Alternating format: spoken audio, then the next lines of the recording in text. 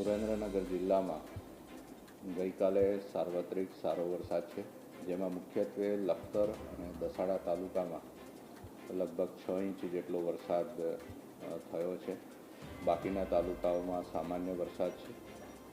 કુલ જોઈએ તો પણ લખતર અને દસાડામાં 300 mm ઉપર વરસાદ થયો છે, જ્યારે સૌથી ઓછો વરસાદ આપણને ધાંગધ્રા અને થાનગઢ તાલુકામાં છે, પણ એ તાલુકામાં પણ કુલ 5 ઇંચથી વધુ વરસાદ નોંધાયો છે.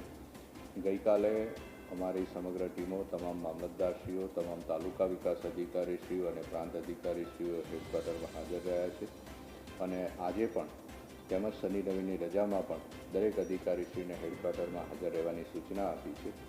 ગઈકાલે લખતર તાલુકાના ઓળખ ગામે મોડી રાત્રે જાણ થતાં લગભગ 27 જેટલા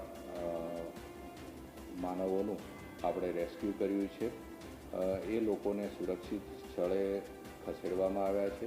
ફાયર બ્રિગેડની ટીમ તેમજ પ્રાંત અધિકારીશ્રી, મામલતદારશ્રી, ટીડીઓશ્રી હાજર રહી અને આ ઓપરેશન પૂરું પાડ્યું છે. આ ઉપરાંત ભાસ્કરપરા ગામમાં પણ તળાવનો પાળો તૂટવાથી લગભગ 10 જણને આપણે રેસ્ક્યુ કરીને સલામત સ્થળે ખસેડ્યા છે.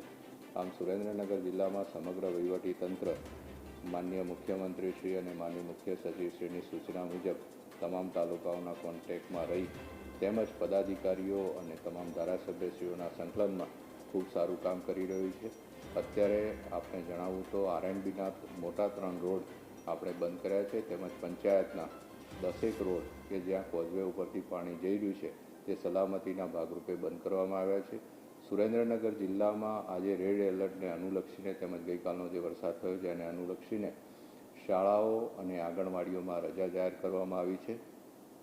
આ સાથે તમામ લોકોને અપીલ કરું છું કે નીચાણવાળા વિસ્તારમાંથી ખસી જવા માટે તેમજ દરેક પોતાની જાતની સલામતી રાખે અને આજુબાજુવાળાને પણ આપણે મદદ કરીએ.